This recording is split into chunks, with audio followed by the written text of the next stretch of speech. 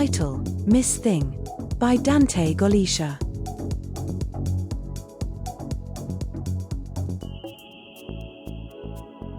In the heart of bustling New York City, amidst the whirlwind of fashion and glamour, there lived a woman named Miss Thing. She was a woman with long fiery red hair, a stark contrast to her small stature, which was accentuated by long crimson heels that clicked with every step. And as the icing on the cake, she pursed ruby red lips and sported big, sharp black glasses. She always wore the same shade of red, from her elegant dress to her dark and stunning coat made from the rarest and most expensive fabrics in the world. Adorning her ears were M&T-shaped 24K golden earrings, symbols of her self-proclaimed fashion icon status. Miss Thing believed herself to be the epitome of style and sophistication, and she expected the world to revolve around her every whim. Despite her outward allure, Miss Thing's demeanor was as cold as the New York winter. She was known for her arrogance and rudeness, believing herself to be superior to everyone around her. Her social media following and entourage of fashionista friends only fueled her ego, as she basked in the adoration and attention they showered upon her. She was featured on magazine covers and in photographs with the bright people of the big world, and the paparazzi and praise were so abundant that they made her head float into the very space of superfluous delirium.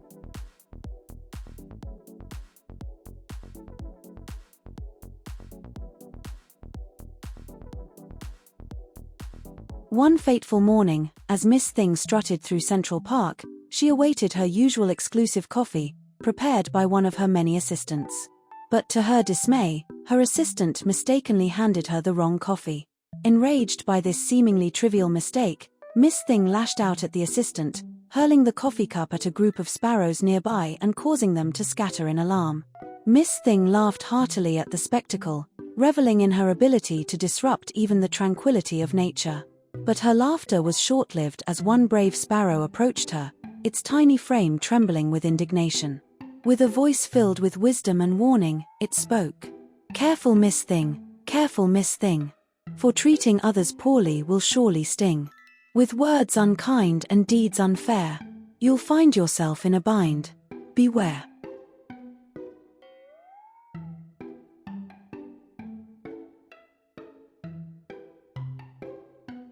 Shaken by the encounter, Miss Thing brushed off the warning, chalking it up to mere superstition. Little did she know, the universe had taken note of her callous behavior and had a series of lessons in store for her. The next day, as Miss Thing strutted down Fifth Avenue, laden with bags from high-end stores and feeling on top of the world in her stunning red ensemble, she decided it was time to hail a taxi. After all, why bother with the mundane when you can ride in style? But to her shock and dismay, no taxi seemed to notice her glamorous presence. One after another, they passed her by, leaving her standing on the curb with her arms full of designer purchases and her patience wearing thin. Frustrated and feeling entitled to instant transportation, Miss Thing's temper flared. She spotted an elderly lady hailing a taxi nearby, and without a second thought, she darted toward the vehicle, intent on claiming it for herself. When she thought it was the perfect time to steal the old lady's taxi, a sparrow appeared and said, "Careful, Miss Thing, careful, Miss Thing. Don't let greed make your heart sing. Taking advantage, it's not cool. Being generous, that's the rule."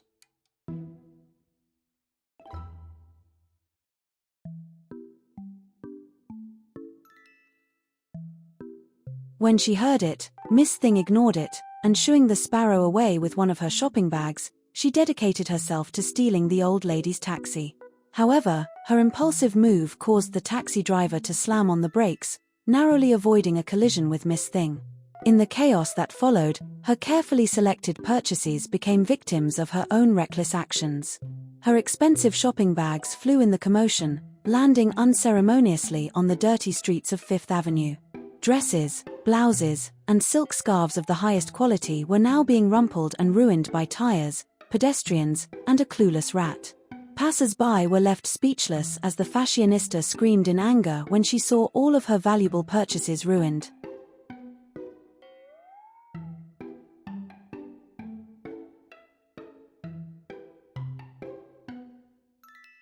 Another day, walking through the streets of Soho, Miss Thing went to buy a croissant at her favorite store. When she was leaving, a homeless man asked her if she could give him some of her food, since he hadn't eaten in a long time.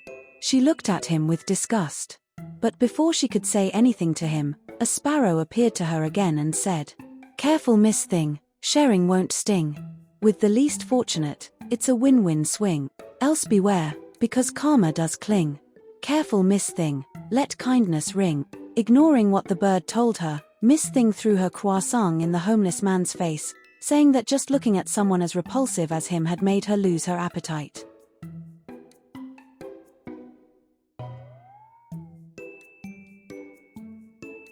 And as she walked, laughing, she made fun of how the homeless man picked up the croissant from the ground to eat it.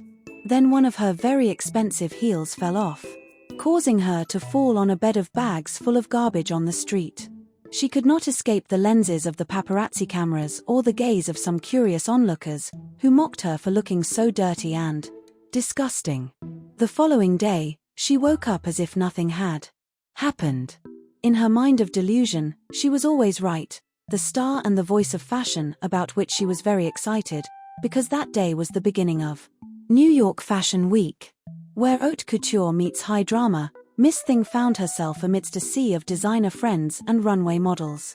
The air crackled with anticipation as the spotlight shone on the latest creations, each garment a masterpiece of style and innovation. As the models strutted down the catwalk, showcasing the intricate designs, Miss Thing couldn't resist the urge to voice her opinions loudly. With a sharp tongue and a penchant for cutting remarks, she critiqued the models for their perceived flaws: too skinny, too fat, not tall enough, not graceful enough. Her comments dripped with superiority, making the models feel inferior and the guests uneasy.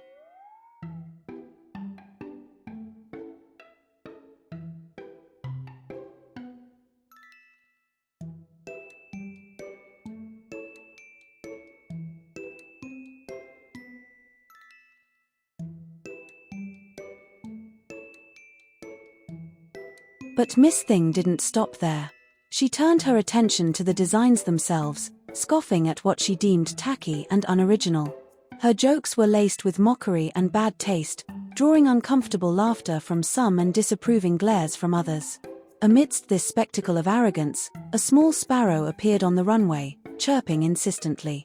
Ignoring it at first, Miss Thing continued her tirade until the bird's chirps grew louder, drawing the attention of the entire audience. Suddenly, the sparrow said, "Careful, Miss Thing, careful, Miss Thing. Rude comments leave you with a lonely feeling.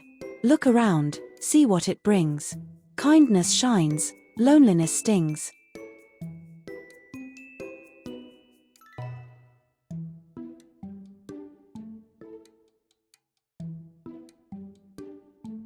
Realization dawned on her like a sudden gust of wind. She had let her narcissism and arrogance run rampant, tarnishing the beauty and artistry of Fashion Week with her callous remarks. Shame washed over her like a wave, and in that moment, she felt small and insignificant. Without a word, Miss Thing quietly left the runway, her head bowed in remorse. The event continued, but her absence was palpable, a reminder of the consequences of her hurtful words. Shortly thereafter, Miss Thing strolled into the Plaza Hotel, her usual air of superiority preceding her. Something felt off, but she couldn't quite put her finger on it. But still, she didn't care. She still didn't understand how bad her actions were. As she sat down to eat, her despotic nature reared its ugly head, and she berated the hostess and the poor waiter who served her. Complaints poured out like a torrential rainstorm. The service wasn't up to her standards, the food took too long, and even the color of the curtains and the lighting were scrutinized and criticized. All the while, she devoured a shrimp cocktail with fervor, the words flowing as freely as the sauce. Suddenly, a shrimp betrayed her arrogance and lodged itself in her throat. Panic set in as she choked, gasping for air and grasping at her neck.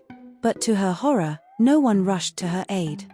The same people she had belittled moments ago were now indifferent to her distress.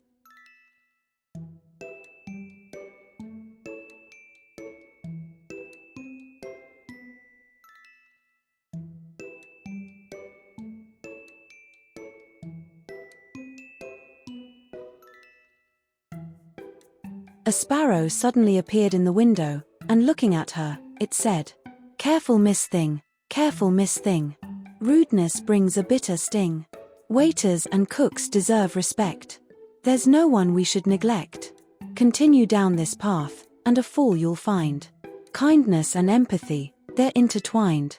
Treat others well with each little fling, or face the consequences that pain will bring. Careful, Miss Thing, careful, Miss Thing." At that moment, one waiter had mercy and performed the Heimlich maneuver on her. Miss Thing spit out a tremendous piece of ground shrimp that hit one of the restaurant's mirrors.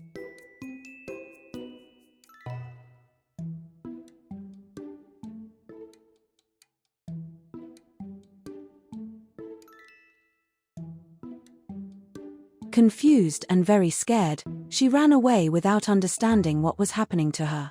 The next day marked the most anticipated event in the city, the Met Gala, a grand affair that brought together the creme de la creme of the fashion world.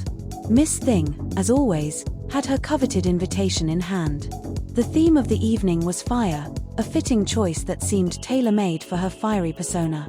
She spared no expense in preparing for the gala, commissioning a dress made of imported silk of the highest quality, designed by the most renowned names in the industry. The gown exuded an intense shade of red, shimmering with a captivating brilliance that mirrored Miss Thing's own aura.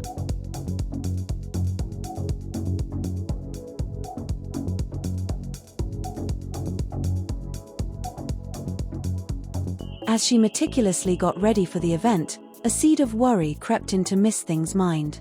The events of the past few days weighed heavily on her, and she couldn't shake the feeling that the universe was trying to send her a message, perhaps through that persistent little bird.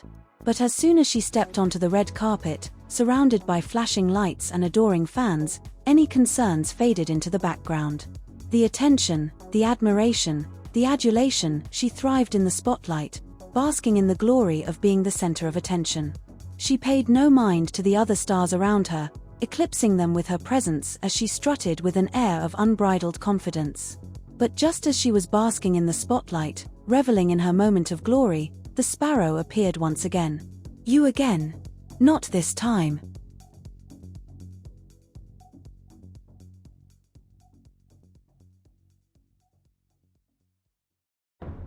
Shout Miss Thing, and its warning was cut short by Miss Thing's sudden outburst of anger. Blinded by rage and frustration, she lashed out, hurling one of her precious shoes at the bird with reckless abandon. The impact was deafening for the sparrow, both physically and metaphorically. The silence that followed was palpable as everyone present witnessed Miss Thing's violent outburst. Shocked and appalled by her actions, the crowd fell silent, the cameras stopped flashing, and the atmosphere turned tense. In a surreal turn of events, a flock of sparrows descended on the red carpet, swirling around Miss Thing like a chaotic storm. The birds, apparently summoned by her aggression, wreaked havoc on her meticulously crafted garment, tearing the fabric and staining it with mud and feathers.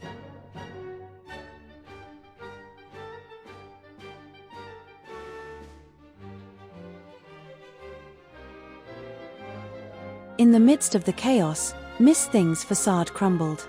She screamed in frustration and despair, her tears mixing with the remains of her once glamorous dress. In a moment of desperation, she fled the scene, running aimlessly until she found herself in the solitude of Central Park. Exhausted and disheveled, she stumbled upon a secluded fountain hidden within the park's verdant embrace. As she sat amidst the ruins of her gown, her reflection in the tranquil waters of the fountain revealed more than just her physical appearance. She saw the reflection of her actions, the consequences of her arrogance and cruelty. Tears streamed down her cheeks as she realized the magnitude of her mistakes.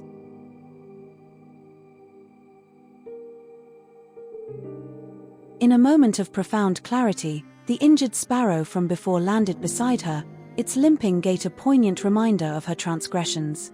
Miss Thing's heart swelled with remorse as she begged for forgiveness, vowing to change her ways and never again harm others with her words or actions. With a gentle touch, she cradled the injured bird in her lap, offering gratitude for the lesson it had taught her. After the transformative experience with the injured sparrow in Central Park, Miss Thing's life took a profound turn for the better.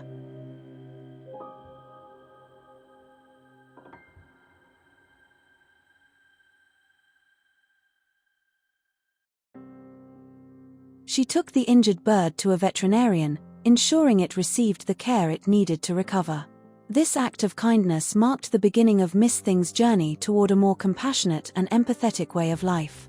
With a newfound sense of purpose, Miss Thing sought to make amends for her past behavior by actively contributing to the betterment of her community. She started by helping elderly people hail taxis, recognizing the challenges they faced in navigating the bustling city streets. Inspired by the spirit of giving, Miss Thing took it upon herself to provide free food to the homeless. She even purchased baskets of croissants and distributed them to those in need, ensuring that no one went hungry on the streets of New York City.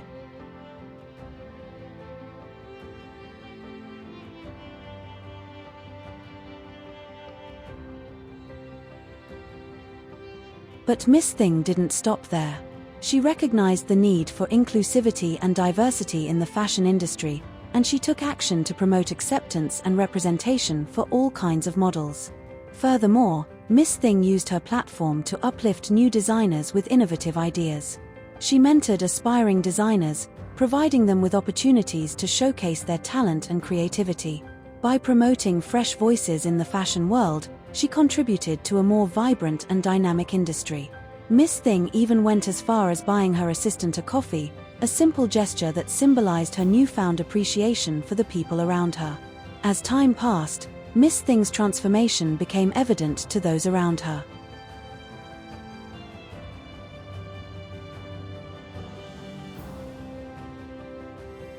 She radiated positivity, empathy, and a genuine desire to create a better world for everyone.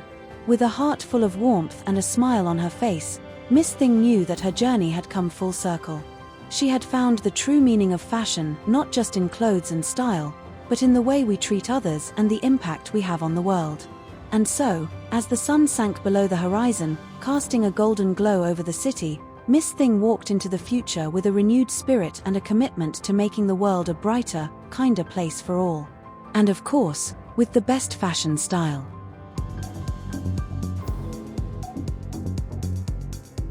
The end.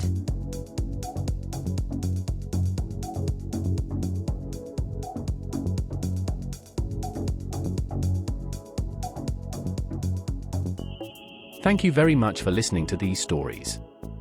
I hope you like it and you are ready for more. If you like this tale, you can purchase the printed book, where you personally will meet the protagonist of these stories in addition to playing with the games included in the book. This will help me a lot to continue telling stories and content. Thank you for your support. Click the link and get yours now. And remember that the world is full of tales, and the most wonderful tale is yours. See you soon. Ciao.